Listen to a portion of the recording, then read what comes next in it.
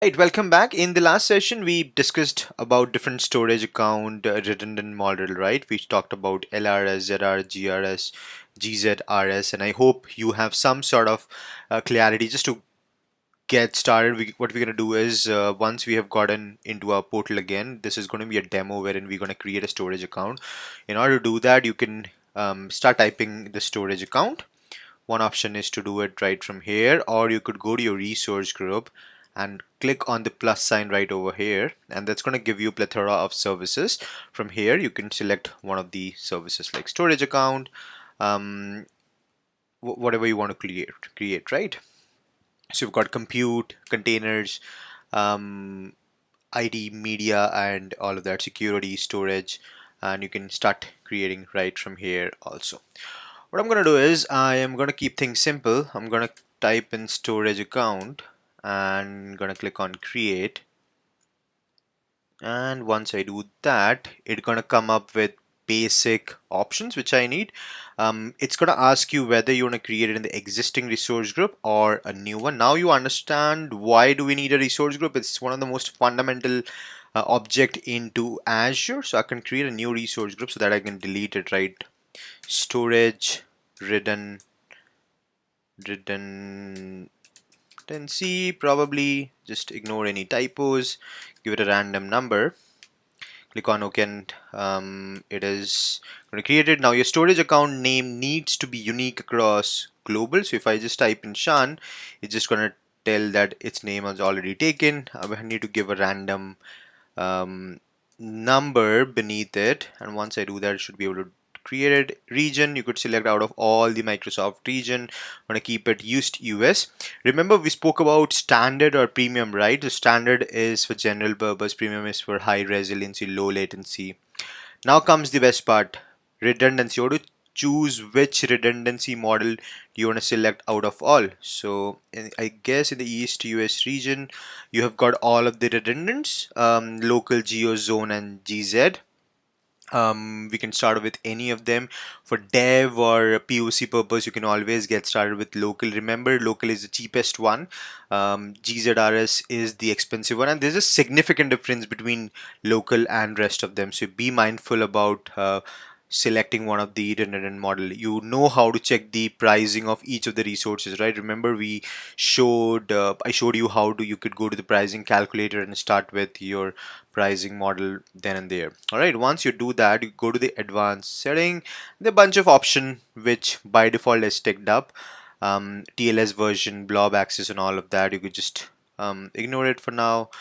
Click on the networking. By default, you could also join, if you have a private network, you could join your Azure Storage account with it, which means only people within your company or certain IP addresses should be able to access the storage account. All right, you could do that also. For now, I'm just going to keep as it is. Soft delete means even if you've deleted any objects inside your storage account, remember you got to push certain images or files into your storage account. If you by mistake somebody has deleted it, you could still recover within 7 days. So yeah, make sure you kind of enable it if you need it.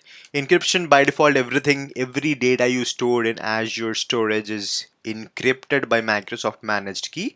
If you want to use your own key, you could use your own key as well. However, by default, everything is managed.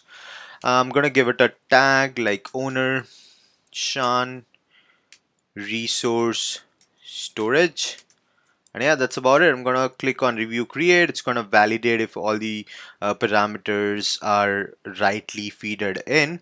Once you do that, it's gonna give you the parameters. You could verify it and start creating it. If you remember, you can download the template for automation, for ARM template automation as well. Remember we did a demo for template automation, right? You could use this template to create a storage account. All right, I'm going to hit on create, and within a few seconds it is going to create the storage account for us, and we're going to see how what are the properties or parameter it holds for us. All right, I hope you're following me and creating resource at your end. Also, if you see the resource has been created, if I go to the resource, it's gonna tell me that this particular storage account has been created with bunch of tags underneath it, type of replication redundancy we had, the storage account was a general purpose standard storage account and bunch of other properties. If you look at over here, there's some type of storage you need to select, whether it's a file share, whether it's a messages, tables in the form of a key value, or containers. We're going to learn about them in our next session. However, this is primarily about to take you through all the parameters or options you get with storage account. And then you got the security, whether you want to have an encryption with your customer managed key or not, geo replication. If you want to give access to certain endpoints, you could come over here, access key, and generate some access key and give it to developers, so that all the data within your container can be accessed whosoever has these keys. So these keys are really sensitive, so make sure you have proper vault management in your system intact, so that these are not accessible or given as a raw format to anybody. All right, go ahead and create your storage account and let me know if you're able to um, uh, create it with one of the redundancy option which I just showed you. I hope this was informative. You're all set to store your data. In the next session, I'm going to talk about all the different storage container we have, storage types we have, and then we again going to get into a demo how all of these storage types exist and how they can be utilized. I will see you in a while in the next session. Thank you.